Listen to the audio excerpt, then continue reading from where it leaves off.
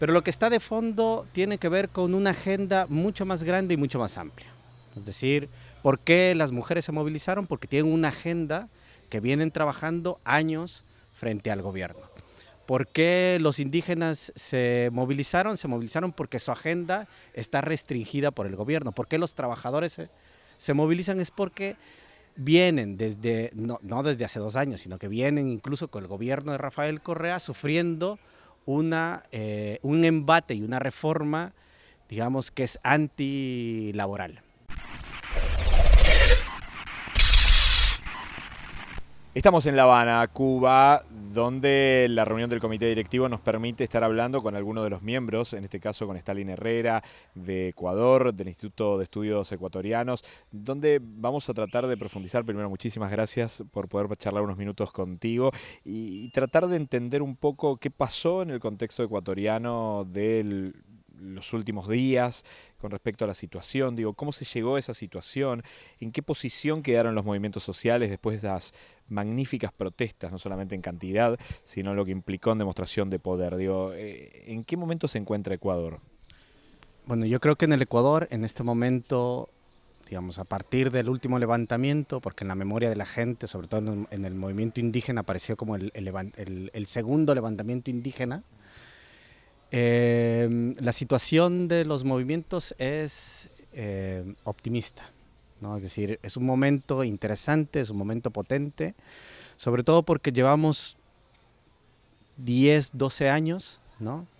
En el cual la agenda, digamos, de los movimientos sociales ha sido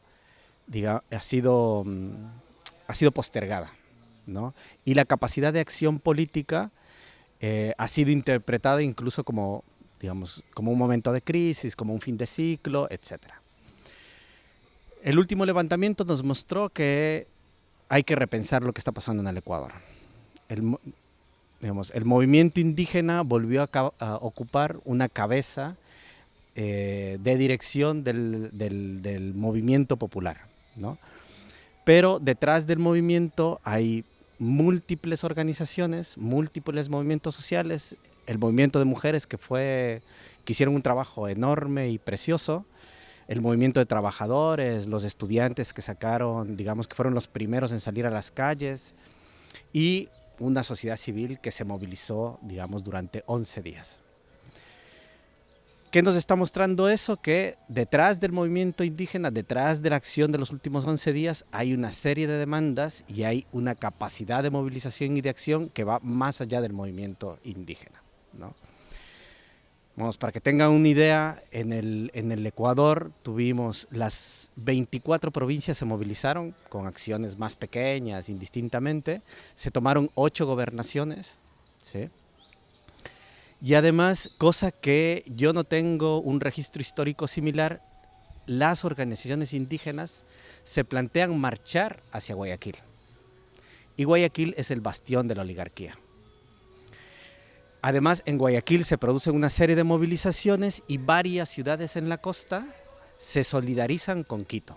Manta, Los Ríos, El Oro, el mismo Guayaquil van cantando, o sea, salen a las calles y cantan Quito aguanta que Quevedo se levanta, Quito aguanta que Manta se levanta. Eso es una acción con especial belleza, porque lo que te muestra es que hay una solidaridad del país con lo que está pasando en Quito y rompe con el regionalismo que se ha construido históricamente en el este. Entonces, estas dos acciones, digamos, de la costa, de Guayaquil, en torno a lo que pasa en ese momento, nos muestra que hay una sintonía, ¿no?, nacional en torno al problema. En este sentido, a ver, hay varias visiones sobre lo que pasó en Ecuador. Tú tienes una visión interna, de cerca, digo.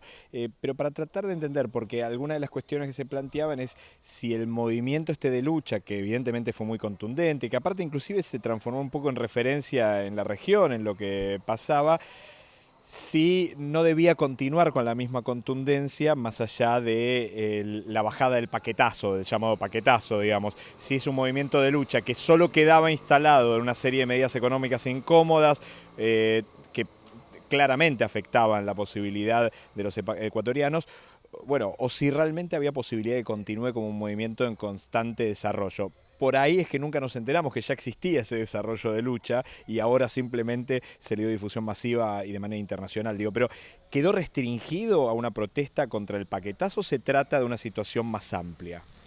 O sea, mediáticamente quedó restringido digamos, al decreto 883 y a la subida del precio, digamos, de la gasolina. Pero lo que está de fondo tiene que ver con una agenda mucho más grande y mucho más amplia. Es decir, ¿por qué las mujeres se movilizaron? Porque tienen una agenda que vienen trabajando años frente al gobierno.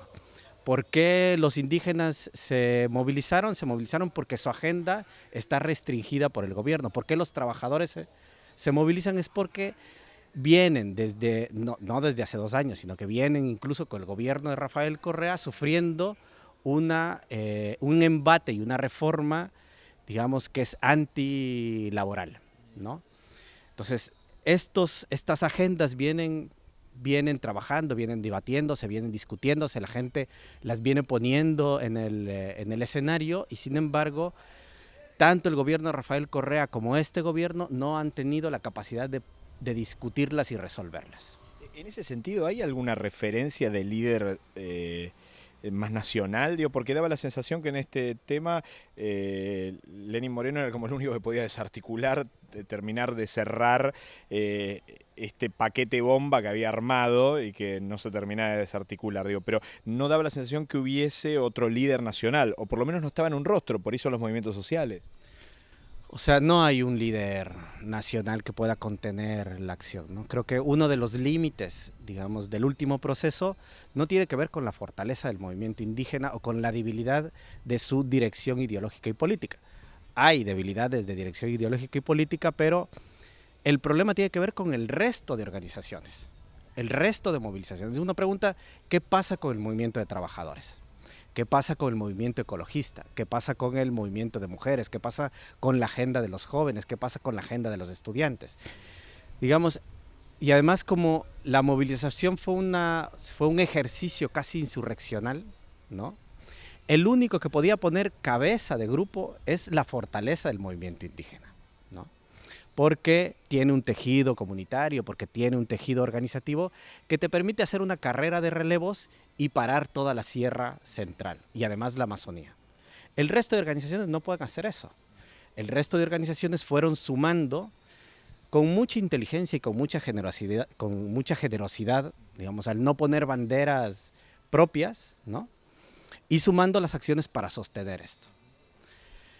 Entonces, por un lado el carácter insurreccional, por el otro lado la falta, digamos, de coordinación y fortaleza de otras organizaciones impide que tengas una figura lo suficientemente cohesionada, ¿no?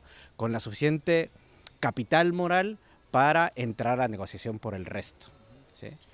En ese sentido, digo, Ecuador, o por lo menos en las últimas discusiones, se planteó medidas más contundentes, como por ejemplo la salida del dólar, o digo, salió un poco de una lógica que da la sensación desde afuera, más de status quo con respecto al neoliberalismo. Digamos, había cosas que parecían no discutirse, por lo menos en el ámbito gubernamental. Entiendo que los movimientos sociales, por lo que planteas, sí plantearon otra línea o otras temáticas de trabajo. O sea, digamos, solo visto desde el movimiento indígena, el proyecto del movimiento indígena tiene que ver con el Estado plurinacional, con la educación intercultural bilingüe, con los derechos de la naturaleza, que son elementos que están presentes en la Constitución del 2008, ¿sí? Ahora, y la agenda de las mujeres tiene que ver con el tema del aborto, con los derechos sexuales y reproductivos, la agenda de los estudiantes, la agenda de los trabajadores tiene que ver con la construcción de un trabajo digno, ¿no? Creo que hay una agenda que está mucho más allá, digamos, en el conjunto de la sociedad, pero que no tiene capacidad de articularse y representarse en una figura. Sí. Te agradecemos mucho. Ok.